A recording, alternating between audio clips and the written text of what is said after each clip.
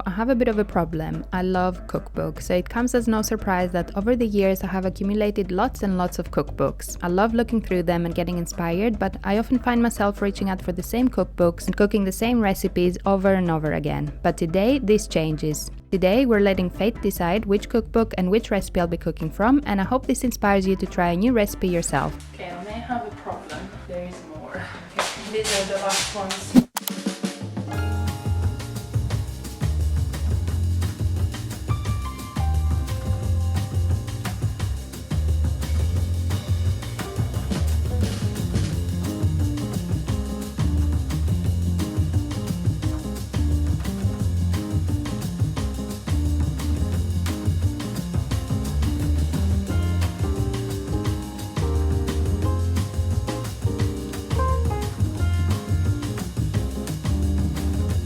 James.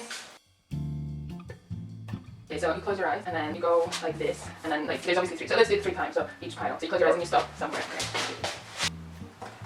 This one. Okay. First one.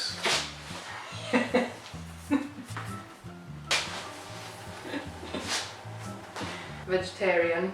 Okay. Another one. This one. So cook for Syria, so that's good. Yeah. So now you open them, and wherever you stop is the close your eyes.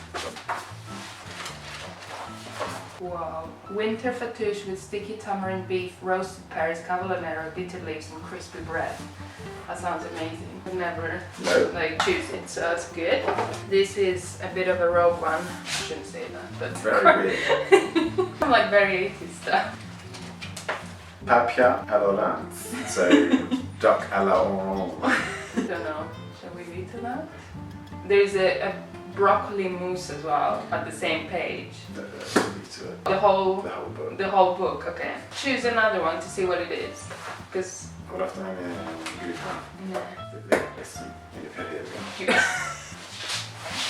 Oh, that's another one that we haven't tried. It's 2 kitchens. Family recipes from Sicily and Rome. Oh, there you go. Potatoes and greens. Sounds boring, but let's do it. Potato salad, isn't it? Yeah.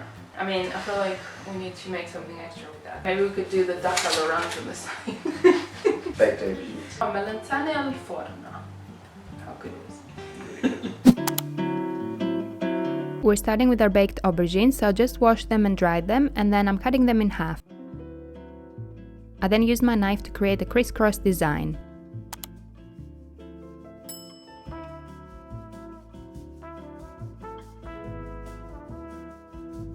I peeled some garlic cloves and chopped them up in slices, and I then stuffed the garlic pieces in between the crisscross holes that I created.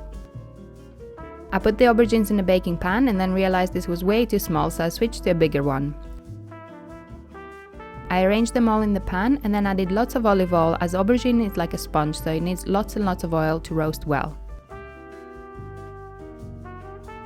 I seasoned with salt and put them in the oven to roast until they were all soft when I stuck a fork in them. While the aubergines are roasting, I'm prepping my potato salad, so I washed a bunch of potatoes and scrubbed them with my vegetable brush. And since my potatoes were of different sizes, I just chopped some of them up so they're all of similar sizes and they can boil at the same time. So once my potatoes were prepped, I added them in my pan with some water and some salt and let them boil until they were fully cooked. While the potatoes were cooking, I washed all of my veggies and then chopped them up so they're in similar sizes.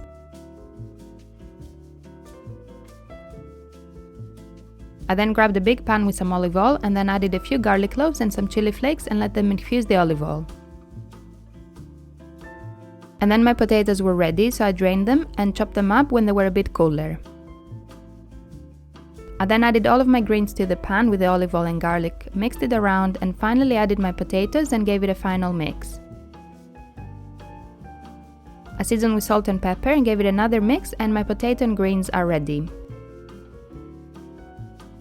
And now my aubergine is ready too, so I'm ready to serve everything. So I'm adding some of my potato salad on my plate and then adding the aubergine on the side, and lunch is ready. This smells amazing. I think it's all the garlic, and the aubergine looks so soft. I can't wait. Oh my god, if you roast aubergine well, it's just the most delicious thing ever. Honestly, I wouldn't have chosen this recipe because it looked very simple, but I'm a hypocrite because Greek cuisine is also very simple and it's delicious. So yeah, this is delicious. I probably will have a whole aubergine, if not more, because it's delicious. Let's see the greens now. They look a bit like horta, so have high expectations. Let's try them alone. Very nice. Wouldn't say they're like, oh my god, got the spice. Wouldn't say they're like horta, but oh my god, it's so spicy for like pinch of chili. Yeah, they're tasty. They're not too bitter, which I like. Very good. The aubergine though. And now on to the next recipe. I'm starting by adding my meat in a baking pan, seasoning with salt and adding it in a preheated oven to roast until it's fully cooked. And while the beef is cooking, I'm making the tamarind sauce to go with, so I added a block of tamarind in a saucepan, covered with water and let it boil. I then passed it through a sieve, added the rest of the ingredients and gave it a good stir. For my baked pears, I just washed a few pears and cut them in half. I scooped out the seeds and then added them in a pan with some melted butter and finished them off in the oven. For my lemony dressing, I am adding the juice of a lemon in a little bowl, some sumac and some olive oil. I also chopped some parsley and added it in a separate bowl with some olive oil and garlic.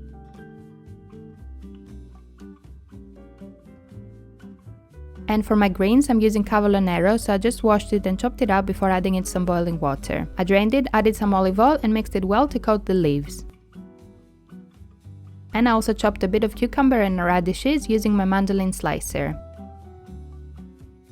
And then it wouldn't be a fattoush salad without some baked bread, so I just shredded some leftover bread in small chunks, added them in a baking pan and baked them until they were crispy. Just an intermission to say this recipe is insane. I knew it was gonna be a pain in the bum because it has so many steps, and as we speak I have 1, 2, 3, 4, 5, 6, 7 side dishes that I've made. That's not even all. What a pain for a salad. It better be the best salad I've ever tasted because this has been such a faff, and I knew it. When I read the recipe, I was immediately overwhelmed, and I think it's from a restaurant and I get it. I have so much respect for chefs that they do this every day for a single dish, but don't think I'll be making this again. This recipe is breaking me. And finally, getting to the final stages of the salad, I added some pistachio on my pestle and mortar and smashed them as much as I could. And now my meat was fully cooked and falling off the bone, so I just added my tamarind sauce in a pan to coat the beef. I then added all of my salad elements in a big bowl and gave it a good mix together with a lemony dressing. To serve, I added a spoonful of Greek yogurt on my plate and topped with the salad. I then topped with some beef chunks and finally finished with some pistachios on top.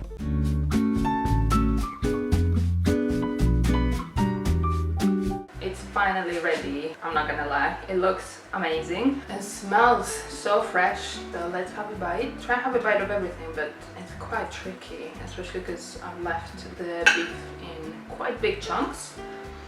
Let's try. It's gonna be ugly. So many flavors. Very lemony, I think because of the sumac. It's very good. It's very good, I like it. As I said, it was a lot of faff to make, so even though it's good, I'm not sure if I'm gonna make it again, but it's nice to try something new. Oh, I just realized there's yogurt in here. Let's mix that in. The yogurt gives it a nice creamy texture. Oh, it's very good. I'm gonna go enjoy. Where do I start? Alright. No, seriously. Also, there's yogurt on the bottom. No, I do. I just dropped by the pear. Oh, yeah.